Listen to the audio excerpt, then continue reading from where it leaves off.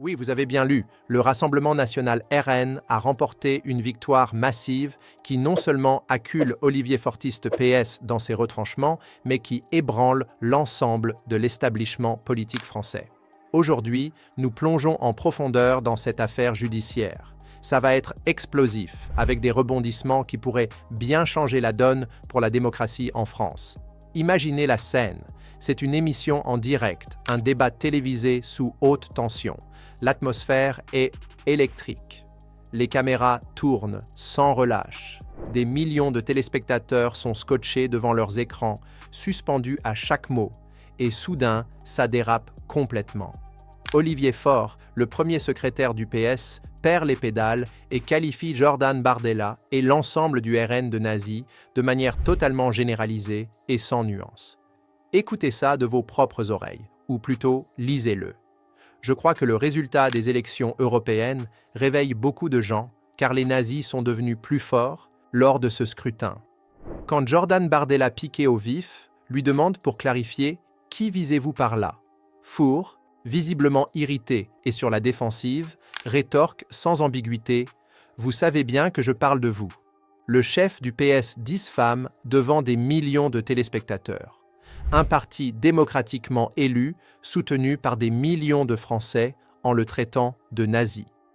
Ce n'est pas seulement une impoliesse grossière, une sortie de route verbale, c'est une infraction flagrante à la loi, un dérapage qui pourrait lui coûter cher. Mais prenons le temps de décortiquer cela étape par étape pour bien comprendre pourquoi c'est un problème colossal, un scandale qui dépasse le simple cadre d'un débat houle. Olivier Faure a étudié l'histoire. Il sait pertinemment ce que les nazis ont commis. Les crimes abominables, les millions de victimes innocentes, la destruction totale de l'Europe pendant la Seconde Guerre mondiale. Et pourtant, il ose tirer ce parallèle odieux, plaçant un parti qui frôle les 27% des voix, le plus fort parti de France selon les derniers sondages, sur le même pied que les pires criminels de l'histoire humaine. Accrochez-vous car ça devient encore plus piquant avec des ramifications qui touchent au cœur de la République. Plusieurs plaintes pénales ont été déposées contre Olivier Faure, notamment par des avocats comme Maître Franck Grobach, un défenseur acharné des libertés.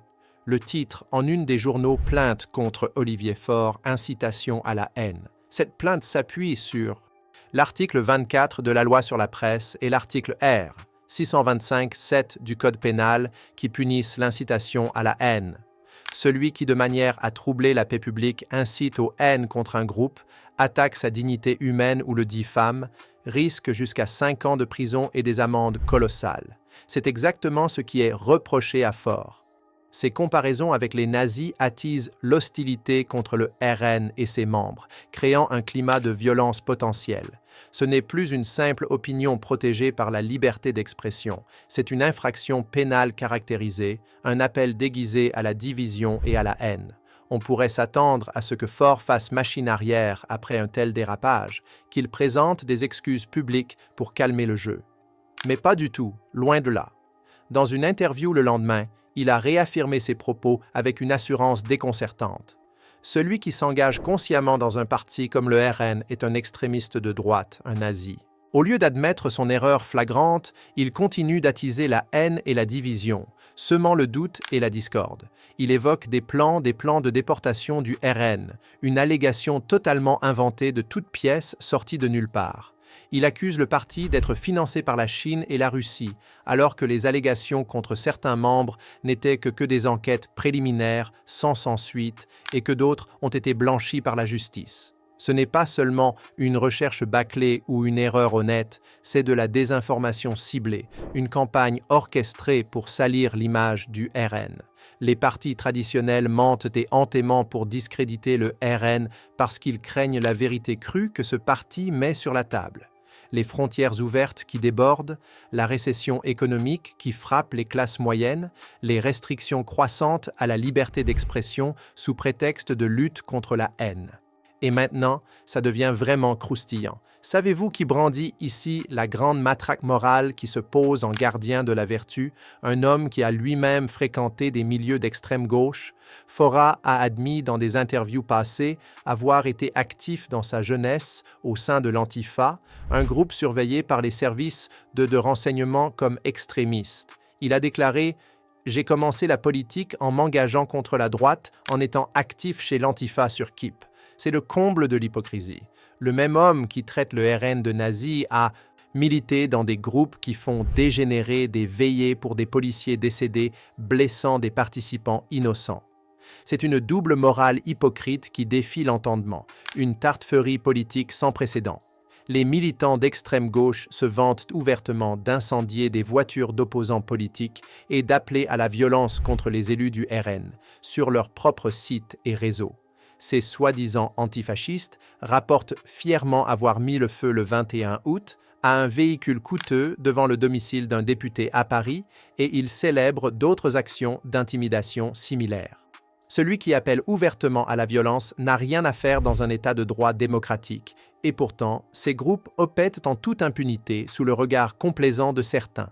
La situation est limpide. Olivier Faure a violé plusieurs lois. Ces comparaisons avec les nazis ne sont pas seulement une insulte gratuite, mais une infraction pénale avérée selon l'article 24 de la Loi sur la presse.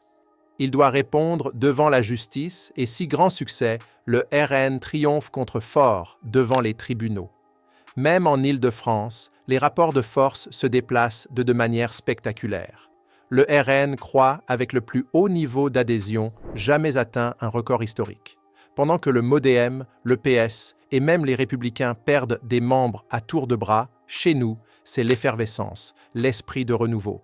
Et pourquoi? Parce que les gens réalisent que ça ne peut plus continuer comme ça, parce qu'ils en ont marre de la tutelle écolo-gauchiste, du chaos migratoire qui envahit les villes, des risques sécuritaires qui menacent nos cacrates, nos quartiers au quotidien. En Île-de-France, on a même voulu interdire aux membres du RN d'exercer dans la fonction publique une interdiction professionnelle en France en 2025.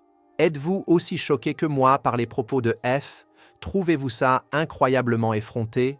Je trouve ça absolument scandaleux et franchement, ça ne m'étonne pas du tout que le RN devienne de plus en plus populaire face à de telles attaques. Mais venons-en maintenant à la victoire judiciaire du RN car c'est vraiment dingue.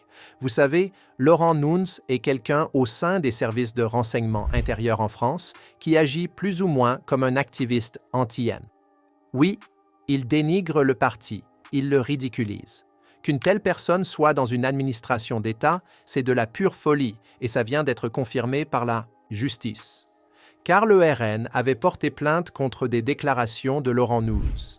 Et dans les affaires de diffamation ou d'atteinte à la liberté d'expression, c'est souvent compliqué à gagner parce que nous avons une liberté d'opinion assez large en France. Ça veut dire que même des affirmations déformées peuvent être considérées comme admissibles. Et c'est pour ça que ce n'est pas surprenant que le tribunal ait validé certaines déclarations de Noué comme relevant de la liberté d'expression.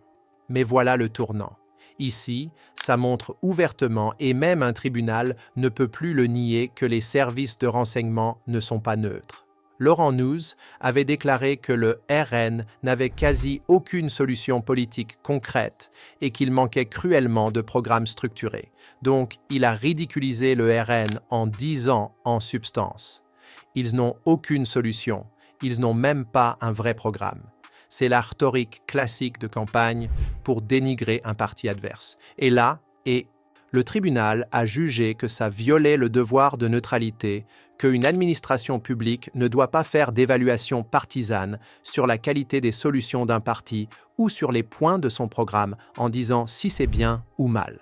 Je dis que c'est une victoire énorme pour le RN et pour Jordan Bardella parce que ça prouve une fois de plus, de manière irréfutable, tout ce que le RN affirme depuis des années, que les services de renseignement ne sont pas neutres, que les gens au sein de ces services agissent par loyauté au gouvernement.